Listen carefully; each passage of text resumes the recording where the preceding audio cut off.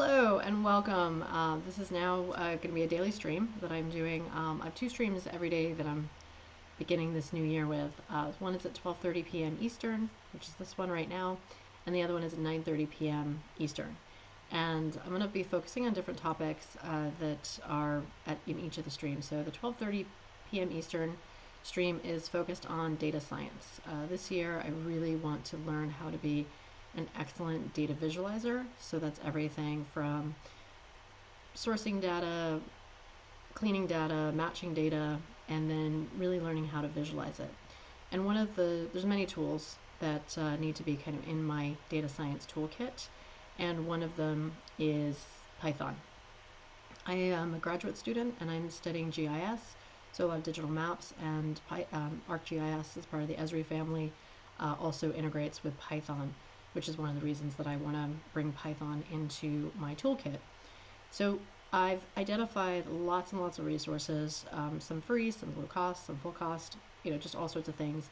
And I'm just kind of every day going to go through them and share and start a conversation about this. But this is part of my learning journey as a graduate student, but there's sort of things I need to learn kind of outside of the base of my academic curriculum. So what I have found and what I am starting with is a course that is provided by Google. It is a free Creative Commons license, so it seems like it's freedom for me to share with you and go through the learning together, and also invite you to also kind of go through it on your own.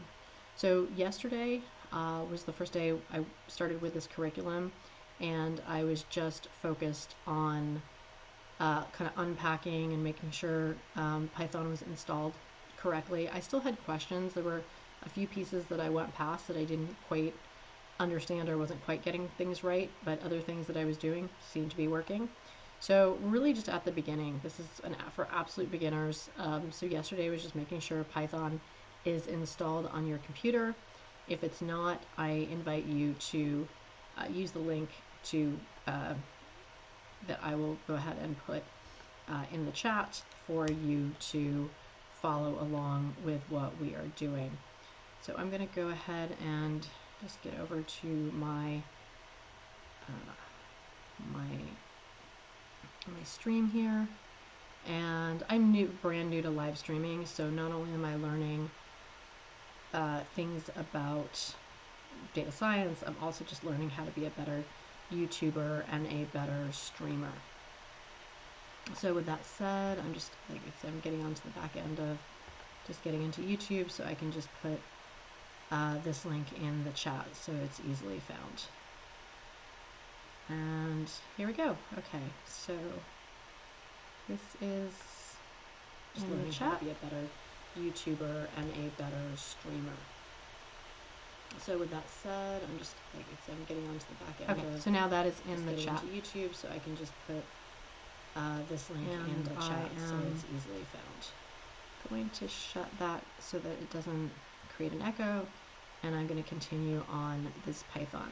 So yesterday, or in the previous video that's available, I went through the overview, the Python setup, and now we were getting into Python introduction, and then leading us into strings, lists, sorting, Dixon files, regular expressions, utilities are part of it, and then there's lecture videos, and then there's Python exercises. So within this, there are a zip file that you can also download to get to the exercises, and I'll make sure that's available, that I repost that when we get to that point.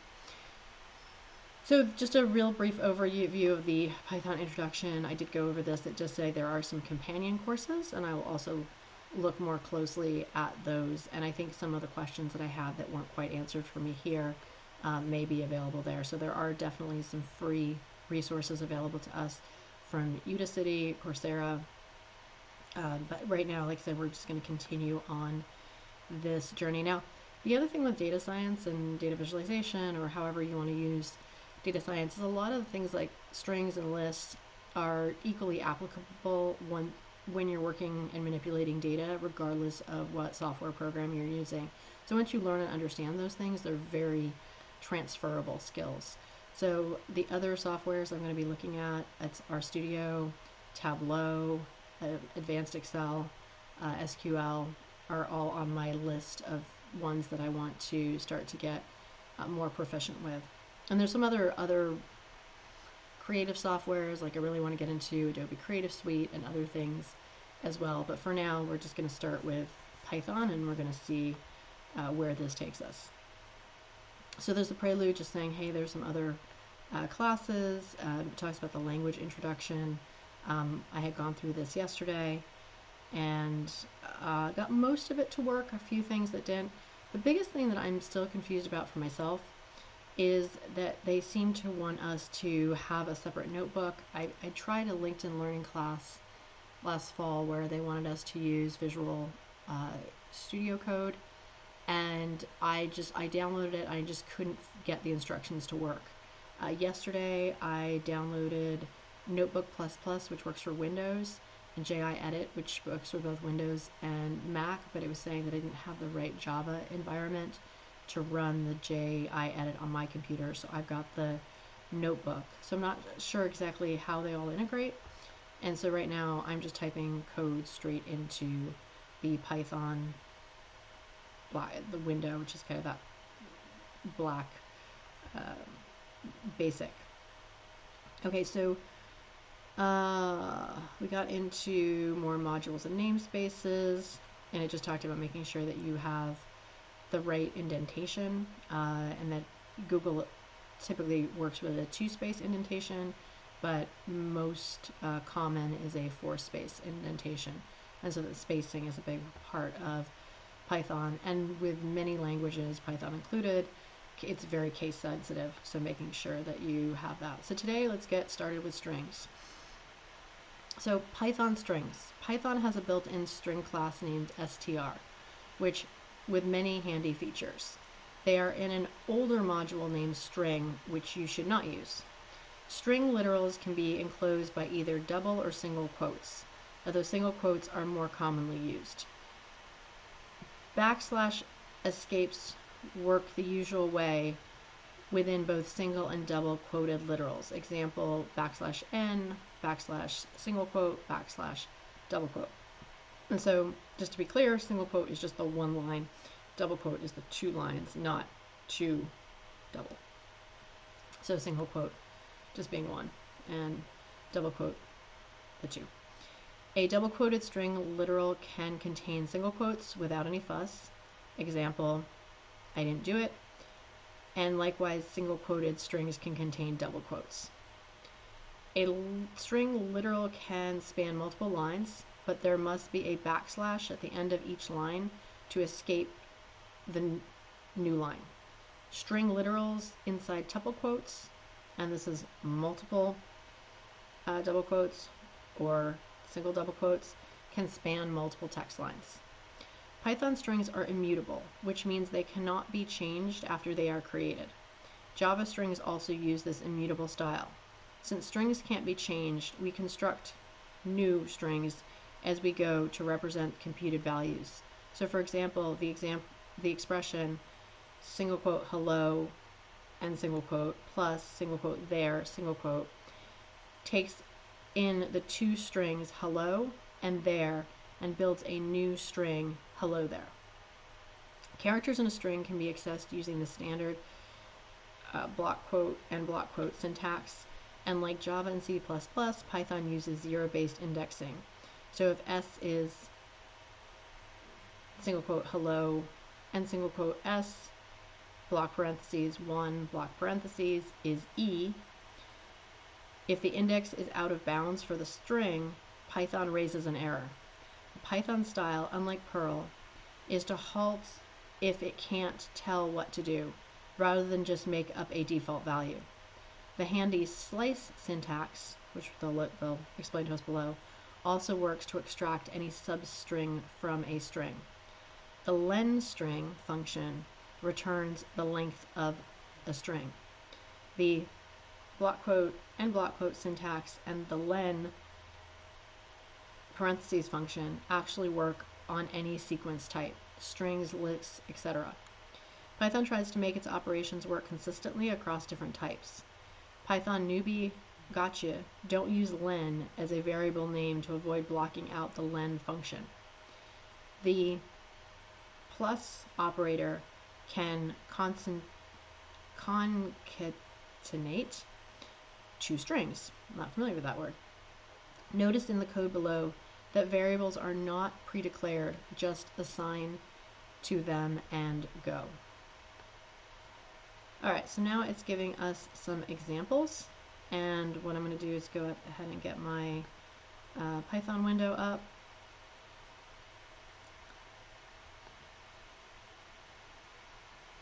So I am now looking at my Python window, and I'm going to take the code that we have in front of us here and see if I can get it to work. So, and if you're following along, I encourage you to do the same. Okay, s equals hi. Now, I was having some problems yesterday with syntax errors and with spacing errors. So let us see how that goes. So right now I've not added a space. I am just gonna, now I'm typing it in versus cut and pasting it, which is another option. Okay, missing parentheses to call to print. Did you mean, okay, so it wants some so if I do print parentheses s block 1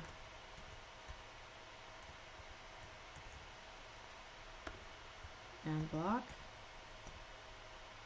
and parentheses, comes back I.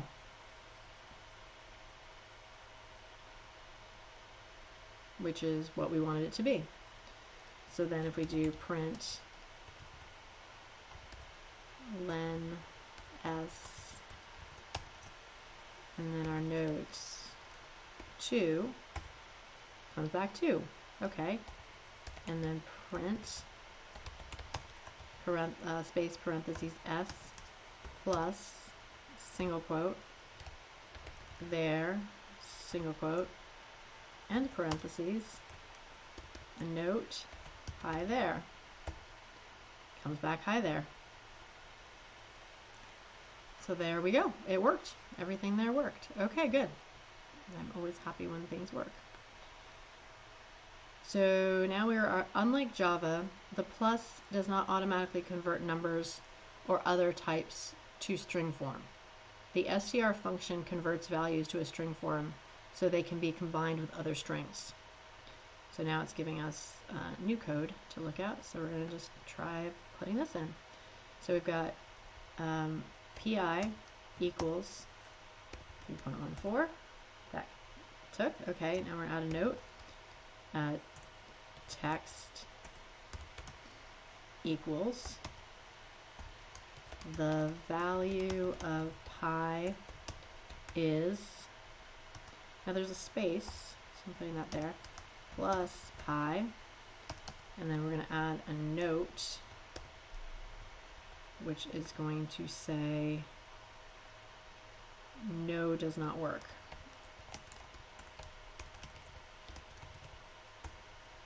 Okay, that, and then now we're going to type in text equals quote the value of pi is space single quote plus string pi str pi, and then we're gonna double hashtag yes. Now I'm not doing it exactly the same because apparently I'm not leaving spaces where I'm supposed to leave spaces.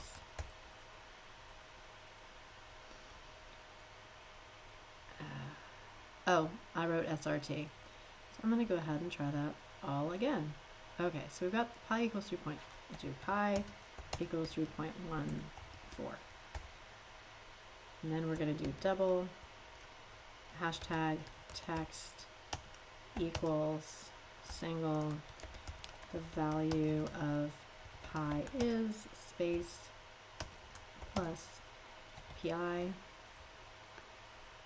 Okay, and then there were several spaces, and then there was a double hashtag, and that says no does not work. Okay, that came back to the next line. Now we're going to do the value of pi is.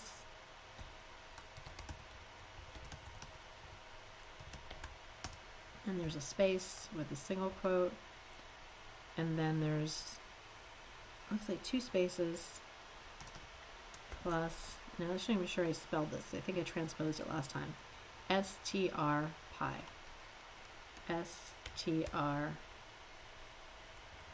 Actually, let's make sure there's a space after the plus. Nope, yes, there is. Space str parentheses pi. And then spaces, hashtag space, yes. Okay, it came back, the value of pi is 3.14. So that worked. That is good. All right, so moving on, things are working. Okay, for numbers, the standard operators plus, backslash, asterisk work in the usual way. There is no plus plus operator, but plus equals, minus equals, etc. work. If you want integer division, use 2 slashes. Dash dash. Example 6 backslash backslash 5 is 1. Now, I also had a very basic introduction to RStudio, and I don't know R uses equal equal. But so again, when you look at different programs, you'll start to see what works in one, what doesn't work in another, and what they have in common. The print function normally prints out 1 or more Python items followed by a new line. A raw string literal is prefixed by a R and passes all the chars through without special treatment of backslashes. So R single quote X, this is forward slash NX forward slash evaluates to the length -4 string X single quote X forward slash NX single quote. Print can take several arguments to change how it prints things out.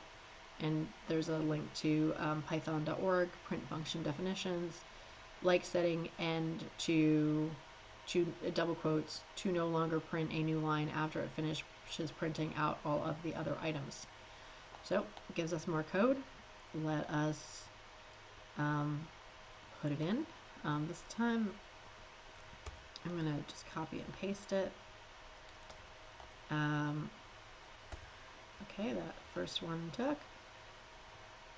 I think it's helpful as you go through, sometimes to copy and paste it, but sometimes to type it out yourself, because I did notice when I wrote string, I transposed it, and so like it's good to see sort of where our brains are going to naturally make mistakes, because by typing it in, I was like, oh yeah, I did naturally transpose that. So next time I'm going to be super careful when I type in the string to make sure I have those letters in the right order.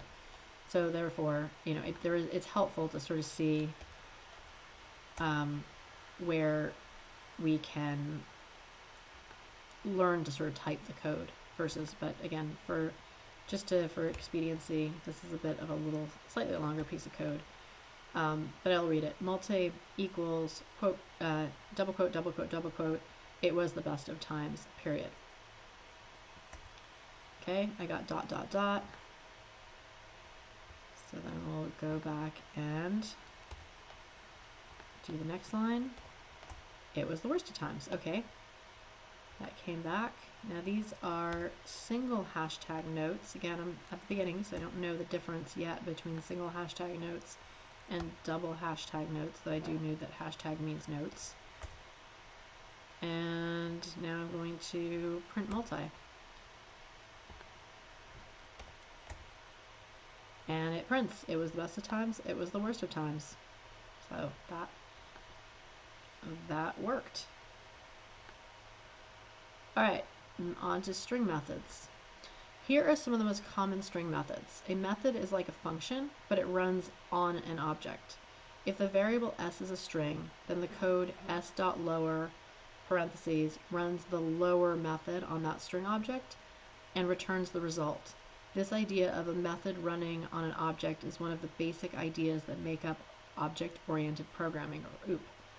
I've definitely found a lot of resources on OOP, and I think so as much as there's like the practical coding, there's these concepts, and as we learn and grow, we need to kind of get comfortable with understanding what these concepts mean. So object-oriented programming is something we're all going to want to get a lot more familiar with. So here are some of the most common string methods. S lower, S upper returns a lowercase or uppercase version of the string. S dot strip with brackets or parentheses returns a string with white space removed from the start and the end. S dot is alpha parentheses slash S dot is digit parentheses slash S dot is space parentheses. Tests if all the string chars are in the various character classes. These are forward slashes, so another thing to sort of pay attention to is what requires forward slashes, what requires backslashes. S dot find other searches for the given other string, not a regular expression, with an S, and returns the first index where it begins, or -1 if not found.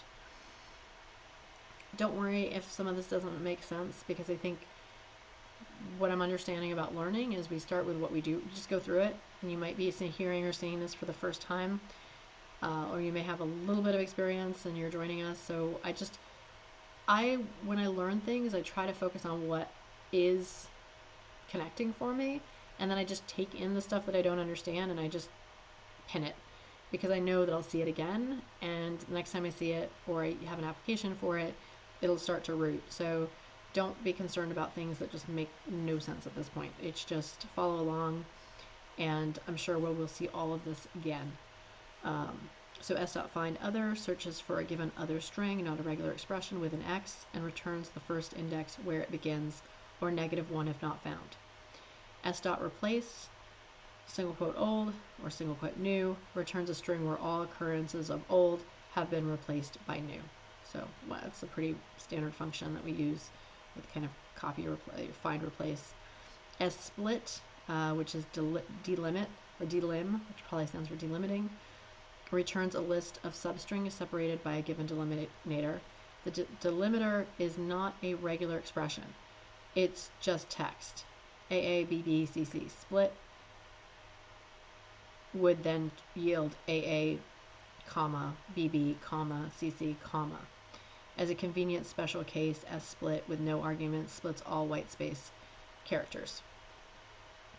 S-join, list, opposite of split, joins the elements in a given list together using the strings as the delimiter. Example, join, parentheses, single quote, AAA, single quote, comma, and then B's and C's, comes back AA dash dash BB, B dash CCC.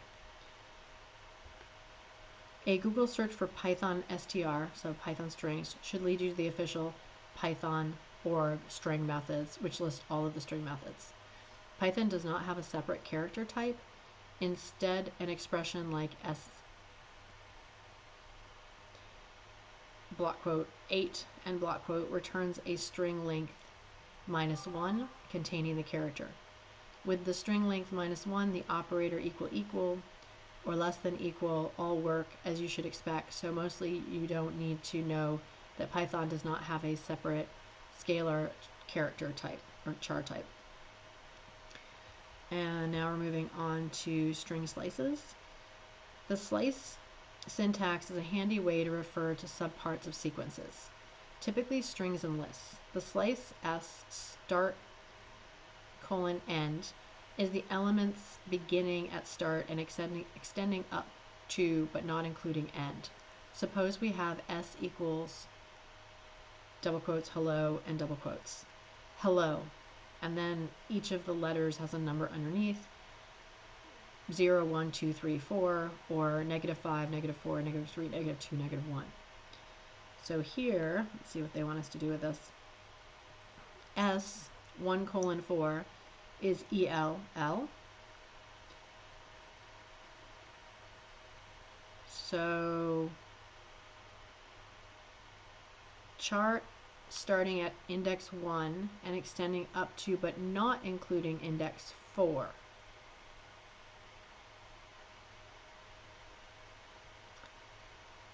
Okay, so that's interesting and useful, so that if you do an S1 colon 4, it's only 3 of those. It's 1, 2, 3. It is not 4. So S1 colon and block quote is ELLO, so it basically takes it to the end of the string, omitting either index defaults the start or end of the string. S colon is hello, omitting both always gives us a copy of the whole thing. This is the Pythonic way to copy a sequence like a string or list. S1 colon 100 is LO, an index that is too big, it is truncated down to the string length. So in the first one, 1 to 4, it includes the E. And in 1 to 100 also includes the E. Oh, it takes it to the end. Okay. So they're both the same. So it's the 1 through 4 that you just don't get the fourth number. The standard zero-based index number gives easy access to chars near the start of the string. As an alternative, Python uses negative numbers to give easy access to the chars at the end of the string. S block quote -1 and block quote is the last character. O S block quote -2 block quote is the I, the next to last character, and so on. Negative index numbers count back from the beginning of the string. So S -1 is O, hello, the last character, first from the end. S -4 is E, fourth from the end. So colon -3 is HE, so it's going up to but not including the last 3 characters. S -3 colon is LLO, starting with the third character from the end and extending to the end of the string. Makes sense. It is a neat truism of slices that for any index n, S block quote colon n block quote plus S block quote n colon block quote equals S. This works even for n negative and out of bounds. Or put another way, S block quote colon n block quote and S block quote n colon block quote always partition the string into 2 string parts, conserving all the characters. As we see in a list section later, slices work with lists too. So now we're going to get into string formatting. One neat thing Python can do automatically convert objects into a string suitable for printing. 2 built-in ways to do this are formatting string literals, also called f-strings, and invoking str.format parentheses. Formatting string literals. You'll often see formatted string literals used in a situation like, so once again, I'm going to pull up my Python window and I'm going to go ahead and line by line cut and paste and then process these in. So we've got value equals 2.791514, and now we're going to go ahead and print this, take the second line, print, and that comes out to, it's that approximate value equals 2.79. And so now we're going to do the car, tires, doors. That comes down, and then we've got print.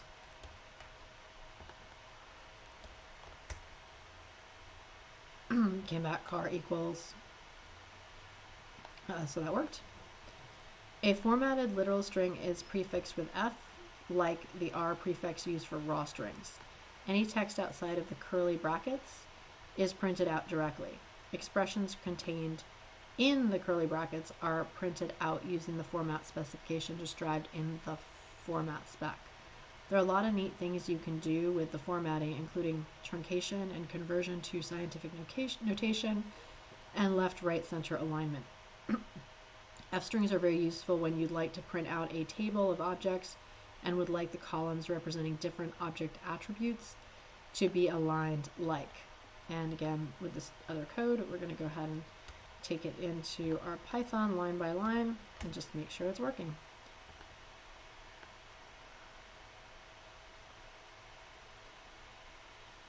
Now, I'm seeing spaces and indentations. I'm not going to copy the indentation, and we'll see how it goes.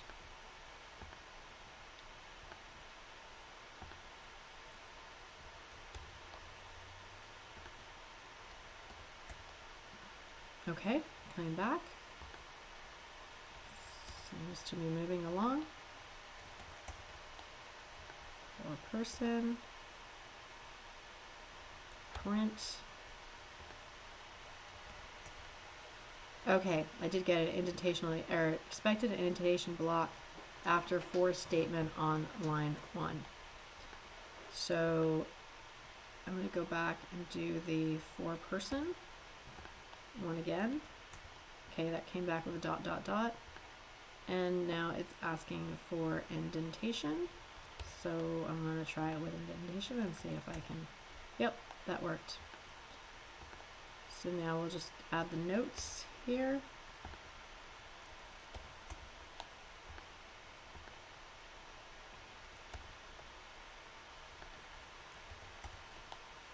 And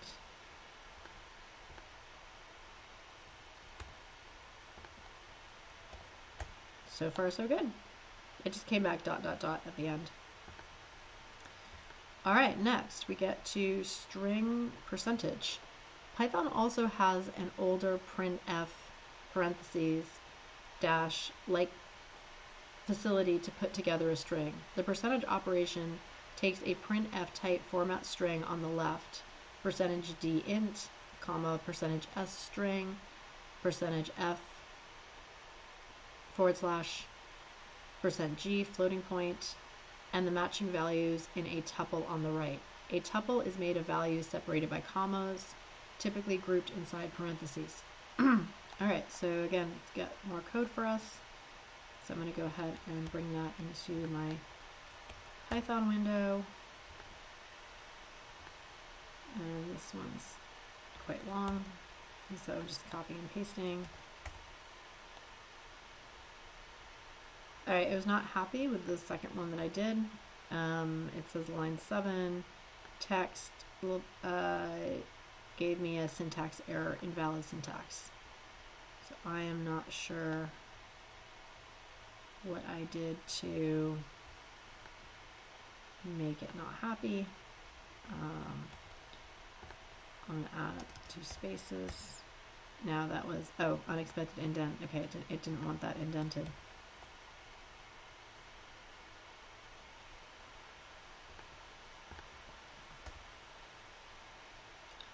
Okay, that one did not give me an error. That worked. Okay. The above line is kind of long. Suppose you want to break it into separate lines. You cannot just split the line after the percentage as you might in other languages, since by default, Python treats each line as a separate statement. On the plus side, this is why we don't need to type semicolons on each line. To fix this, enclose the whole expression in an outer set of parentheses. Then the expression is allowed to span multiple lines. This code across line techniques works with the various grouping constructions detailed below. So there's parentheses, block quotes, and squiggle quotes. So another thing to add in, add parentheses to make the long line work. I'll put that in our notes. Done. Okay. And then it says text equals partial parentheses. Oh, I deleted.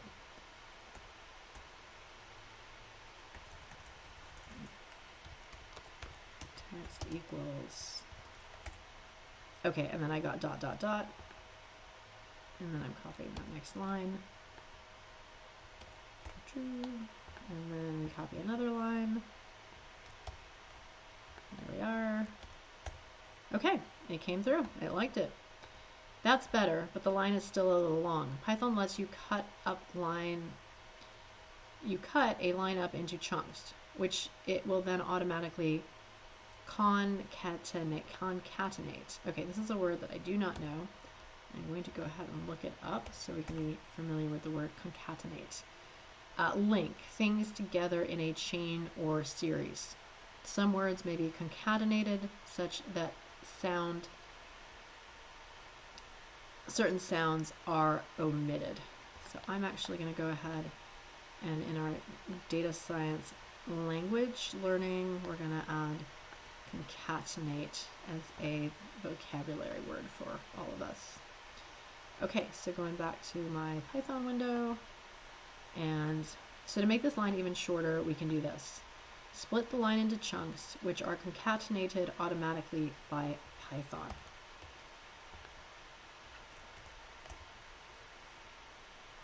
Okay, that worked. And then we're going to take our text equals, open in parentheses, and get dot, dot, dot.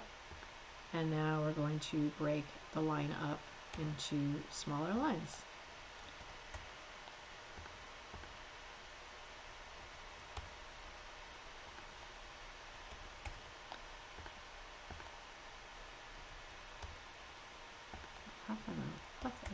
So we're dealing with the three little pigs and huffing and puffing and blowing the house down. Okay, it all worked. Came back with its prompt line. All right, strings, Unicode versus bytes. Regular Python strings are Unicode. Python also supports string composed of plain bytes, denotes by the prefix b in front of a string literal like. Okay, so let's give this a go.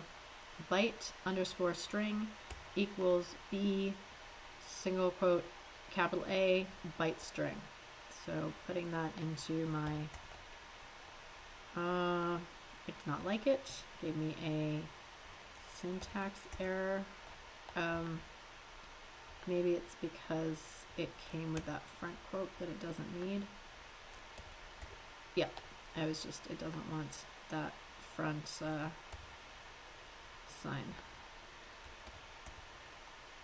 And then a string. Yep, so that worked. Next we have a Unicode string is a different type of object from a byte string, but various libraries such as regular expressions work correctly if passed either type of string. To convert a regular Python string to bytes, call the parentheses method on a string. Going the other direction, the byte string decode method converts encoded plain bytes to a Unicode string. So once again, we're just going to copy this, but I think that the beginning bracket is not meant to be copied into this, because I was getting an error when I did that. So here we are, a B, another B, a Unicode, okay, and then we have this T,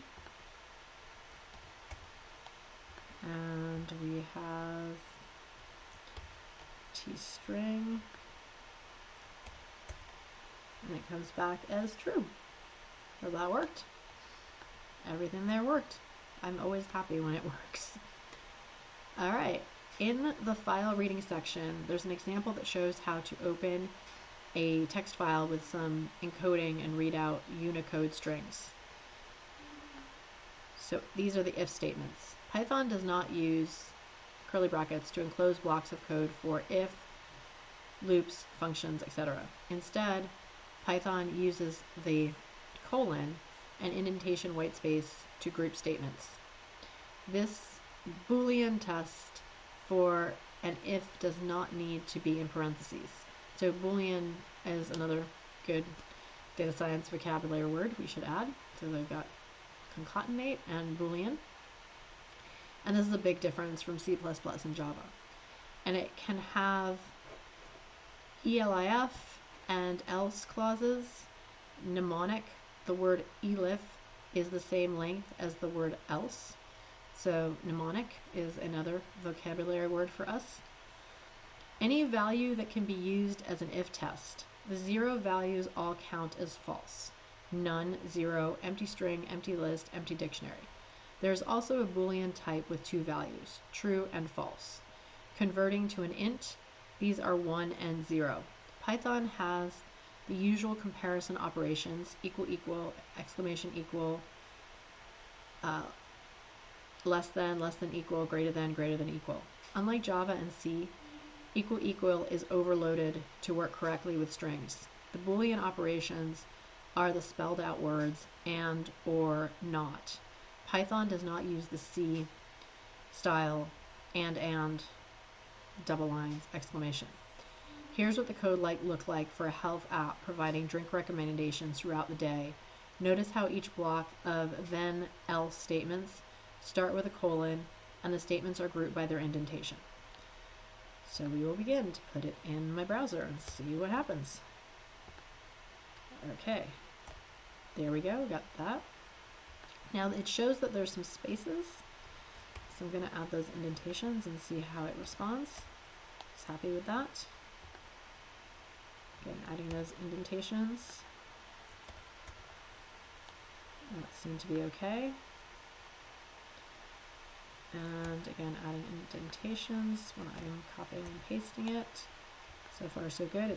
It's coming back every time with dot dot dot. Seems like I've lost how many spaces to indent so I don't get an error. Print lemonade. Okay. We've got else.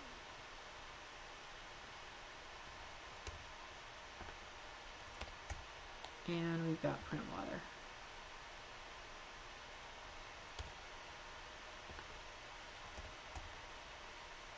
Okay. So basically it's saying that if the mood is sleepy and the time is less than 10, we go for coffee. If the mood is thirsty and the time is less than 2, we go for lemonade. And if everything else is water. Okay, find the omitting, okay, this is the teacher here saying, I find that omitting the colon, which he's putting in double quotes, is my most common syntax mistakes when typing in the above sort of code. Probably since that's an additional thing to type versus my C++ Java habits. That's another thing we have when we learn programming and coding is we learn certain languages and then those habits, for better or for worse, come with us. Also, don't put the Boolean test in parentheses. That's a C Java habit. If the code is short, you can put the code on the same line after the colon, like this. This applies to functions, loops, etc. also, although some people feel it is more readable to space things out on separate lines. So if the time is less than 10 colon print coffee, else colon print water. So we're going to again put that into our, that did not like my syntax, but maybe it's because I was continuing the other one and it needed to start over. I liked it when I did it the second time. Okay. Alright, to practice the material in this section, try the string1.py exercises in the basic exercises. So I'm going to just open that, see what that looks like. And so it says there are 3 exercises that go with the first section. These are located in the basic directory. These exercises are located on the basic subdirectory in the Google Python exercises. So I think I'm going to hold these exercises for tomorrow. And so I'll make sure that the link to download the Google Python exercises, actually I can go ahead and copy that link address and then I will put it in the chat for today. So if you're following along, make sure that you go ahead and get to this developers.google.com Python course and then go ahead and download that zip file and then we can start the exercises tomorrow. So today was a discussion on strings and we'll go ahead and do the strings exercise tomorrow, and then we'll continue on with lists, sorting, text files, regular expressions, and utilities. And actually, since we're just starting with strings, it looks like there is a video. So let me go ahead and Alrighty, hey there. I'm gonna make sure, let me just come back to, since I'm a new streamer, let me make sure that I'm adding what we're watching into the stream. So I'm going to add a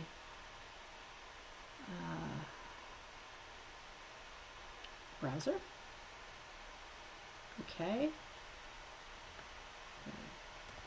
Put the link to the video, and we're going to go 1920 by 1080.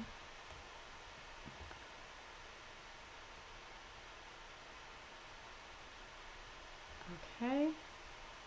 All right, I've got it. Alrighty, hey there. Hey, good morning. Welcome to the PyQuick Basic Python class. My name is Nick Parlante, and I work in Google's NGDU group, which deals with sort of technical training and engineering. And I also have a job at Stanford, where I work as a lecturer. So the plan for today is, actually a two-day class. So this class is about just basic, useful, normal Python. And Python is sort of, it's a nice, friendly language. You can actually learn a lot of Python in 2 days. So that's the good news. This is the class where the prerequisite is not, you don't need to be like super expert engineer to come in here and learn Python. What we want is just that you have some experience in some language. So like, you have some idea what a variable is or something like that. And Python's going to meet you halfway on this. Python, like I was saying before, it's a nicely designed language. A lot of things work pretty easily, and so you can learn a lot of Python pretty quickly. So it's a two-day class, and what's going to happen is it'll be a mix of lecture and coding sections, and I'll kind of alternate between the two. The good news, or I guess the bad news, or whatever, the news is that the class moves pretty quickly. So I'll show you a few things in lecture, kind of demonstrate a couple things, and I want to get pretty quickly to you trying that in coding. So I think really when you code it up, that's when you're going to learn it. So as I lecture through stuff, I don't want you to have the idea like, oh, well, you're memorizing or writing down everything that I say. So here, I'll switch the computer here for a second. So there's for the PyQuick class, we have a whole set of written materials. Here's the PyQuick page, the links to all of them. In particular, today, there's this one, PyQuick Basics. And that's pretty much what we're going to talk about today. It's pretty long. It talks about strings and lists and modules and a bunch of things I'm going to lecture about. So my goal is, in the lecture sections, just kind of pick up the basic idea of what I'm showing you. But don't feel like you need to memorize every detail of it. And then later, when we're in the lab section, you can go look at that document. You can go, oh, right, well, he said something about strings. You can sort of orient yourself a little bit and figure out how this stuff works.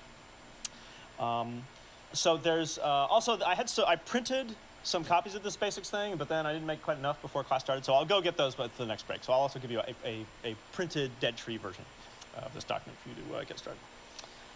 Alrighty, so let's just get started. So Python is actually kind of an old language. It was created by a guy named Guido van Rossum, who actually works at Google, and it was created in 1990. So I think of that as like a little bit old by hip language standards. However, in the most recent years, Python seems to have gotten a lot of momentum. It's becoming pretty popular, and I think it stems from it's basically a pretty good language. I think of Python as being sort of a quick and light language. So if I have some little task, some little automation, and I just want to just bang out some code and be done, Python seems to work very well. Like it's very sort of frictionless. It just quick little things just happen very nicely. I think you would categorize Python as a scripting language, so it's similar to maybe Perl or Bash or Ruby or maybe JavaScript, that whole sort of space of languages that don't have a real heavy type system. So Python is certainly a nice example in there. Python, as I'll show you as we start messing around with Python, Python is good at sort of quick turnaround. So you can, if you have an idea or a little experiment you want to run, you just type it in and you can just try it immediately. There's not a big compile step or anything sort of slow. So I'm gonna encourage you to have a development style where you have sort of quick turnaround between editing and running, and I'll demo that in a minute. So Python is certainly very appropriate for small projects, little bits of automation. Within Google, Python gets used for all sorts of little things like that. there's debate about whether or not Python is also good for huge projects, since it lacks a big type system, and I'm not going to settle that debate today. But there are certainly advocates for both sides. But certainly, as Python's a wonderful language to learn for just solving small coding problems.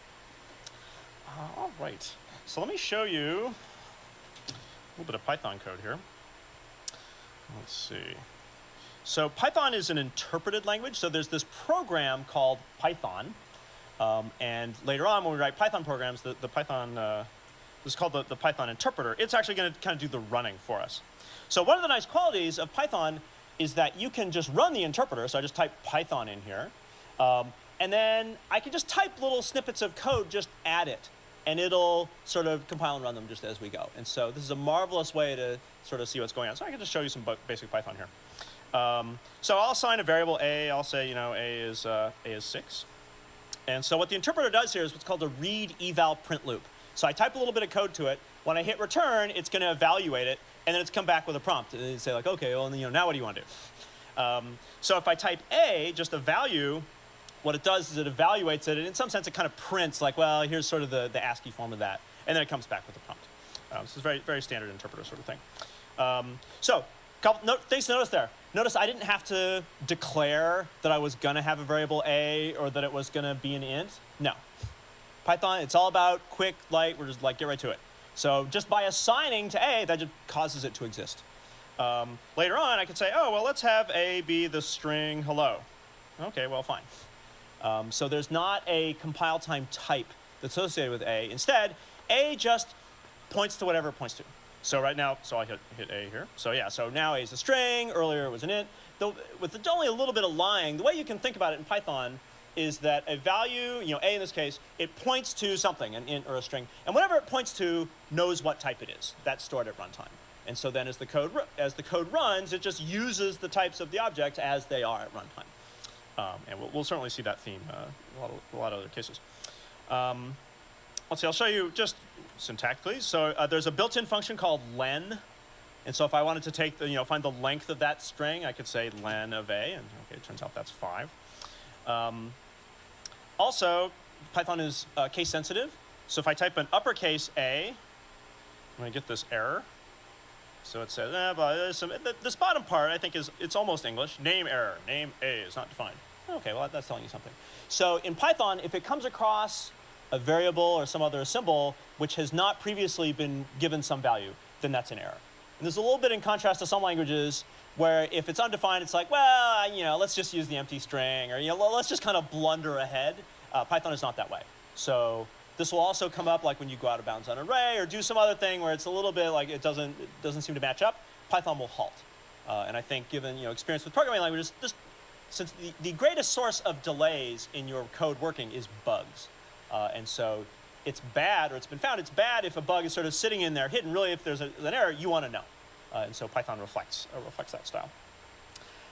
So what's going to happen is we're going to do all sorts of Python, and the interpreter is a great source of doing little experiments. So for example, what's going to happen is someone's going to ask me some question about Python, and I'm just not going to know the answer. I mean, of course. But rather than admit that, what I'm going to say is, oh, that's an excellent question. Hey, let's try it in the interpreter and see. And then that way I'm never at risk of being wrong. Well, whatever, it's just going to do whatever it's going to do. So for example, you might wonder, oh, well, what if I want to have a string and an int together? So I'll say hello plus 6. What does that do? Okay, it turns out that doesn't work. I'll just mention the solution. So yeah, plus in Java that works. In some languages, in Python though, plus between a string and it does not automatically convert. Then to fix it. In the interpreter, by the way, the up arrow works. So it's sort of like in Bash, I can like pull up previous lines. So it just happens if I there's an str function.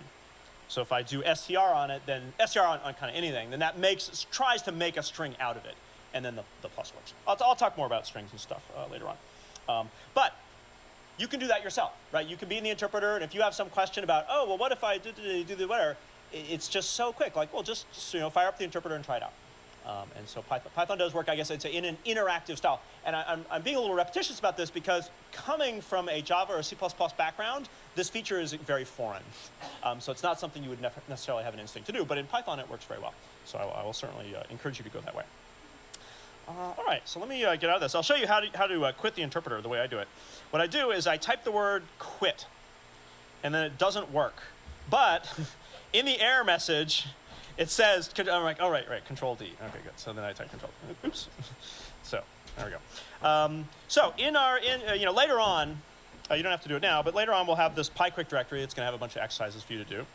And I'll do an ls-l in here. And in particular, I've got this hello.py file. And so I'm going to use that as kind of just real basic example to start things off. One of the in order to do this class, what you want to do is you want to have a way of editing and running and switching between those two very quickly. And there's a separate handout that talks about that, so I won't repeat that in lecture.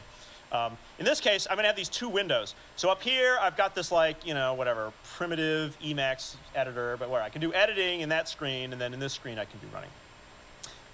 So what I'd like to do is, this is, right here is a very basic Python program. I'd like to just talk about the parts of this thing. So up here at the very top, there's the standard user bin Python, number sign bang, just talking about what interpreters can use this. Today we're going to use Python 2.4. Python 2.4 is a perfectly modern version, and this is also the official modern version used within Google. There's also a 2.5 and a 2.6, but those differences are not real big, so I wouldn't worry about those.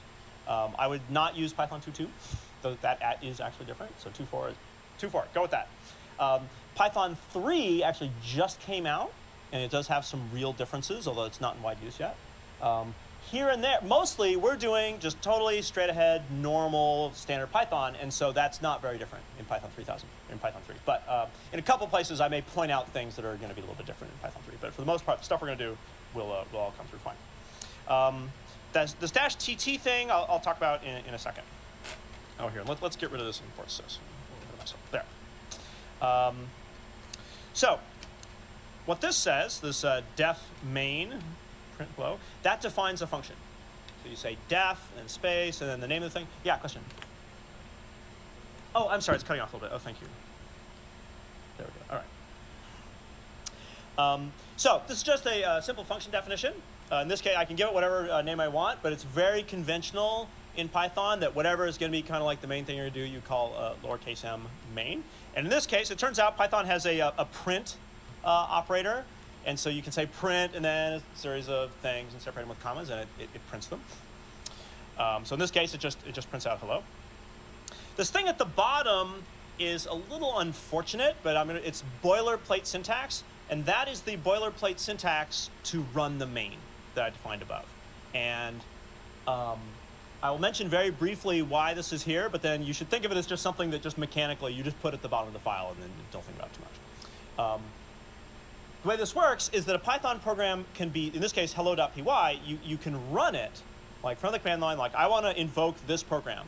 And in that case, that if statement will be true, the way the interpreter sets things up. And so since it's true, then here what it does is it's calling the main function. So actually I can just demonstrate that.